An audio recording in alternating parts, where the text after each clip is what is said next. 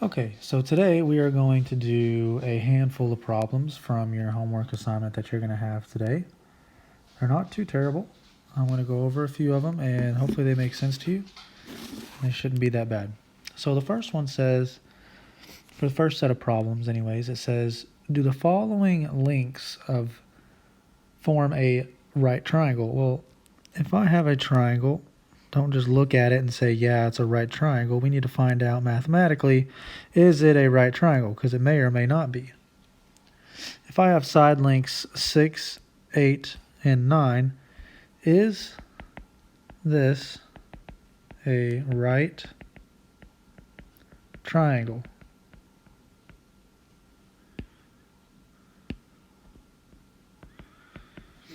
Yes or no? Well, if you watched the previous video, you know that in order to have a right triangle, it must follow this formula of a squared plus b squared equals c squared.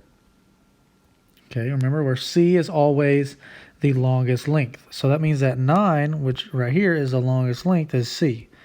Now 6 and 8, they can either be a or they can be b. It doesn't really matter, they're both legs. So let's just call this a, call this b. Plug those numbers in and see if it adds up. So we said a is 6, so we have 6 squared plus 8 squared equals 9 squared. Well, 6 squared is 36, 8 squared is 64, and 9 squared is 81. 64 plus 36 gives you, what, 100? Is that equal to 81? No. So this, therefore, is not a right triangle. Okay? 100 does not equal 81. All right. Let's do another one. Let's try this one right here. Let's say I have another triangle.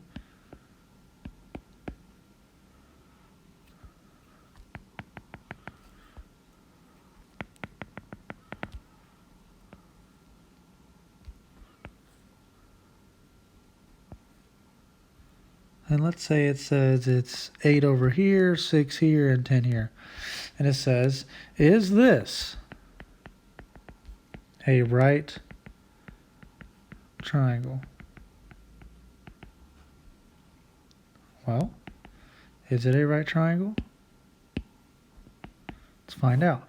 Use the same method we just used on the previous problem where we say a squared plus b squared equals c squared. Use the Pythagorean theorem.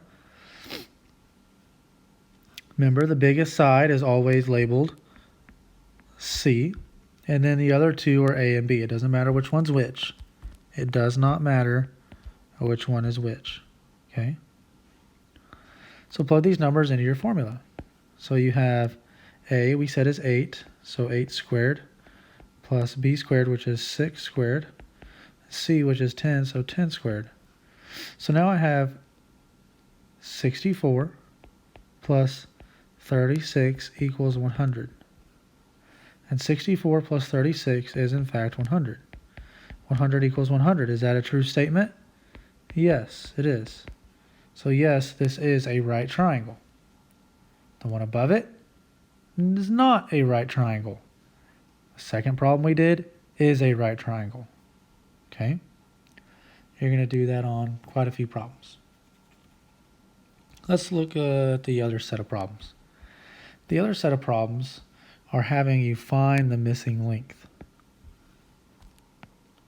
So let's say I had a right triangle.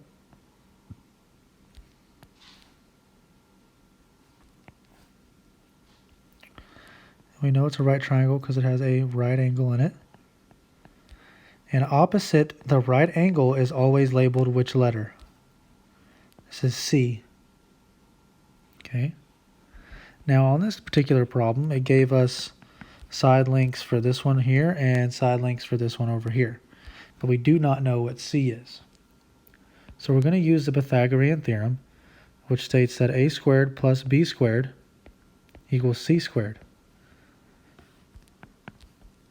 We already know we know what we're trying to solve for c, but what's a? Well, let's just say A is 4 and B is 8. Now, it doesn't matter. You can swap them back and forth. It's fine. Okay, it'll still work the same. So we said that A is 4. So we have 4 squared plus 8 squared, because B is 8, equals C squared. Well, 4 squared is 16. 8 squared is 64. Equals C squared. Add 16 plus 64, you get 80, which is C squared. Now, one last step. We have to undo the square. We have to solve for C, not C squared, but right now we solved for C squared. We need to take the square root of both sides, and we get C is equal to the square root of 80. And you can leave your answer like that, and I'm okay with it. If you want to try to reduce it, you can. Knock yourself out. More power to you. Okay? More power to you. All right, let's try another one.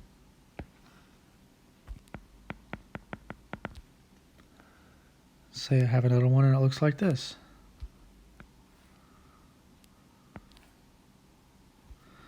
It says that this is a right angle. Opposite the right angle is always C. And in this particular case, we do not know what C is. They did give us this length here is 6 and this length here is 3. Use the Pythagorean theorem again, which is a squared plus b squared equals c squared. Which one do you want to be a? Doesn't really matter. A can be 6 or a can be 3. Doesn't matter. It's up to you. Okay?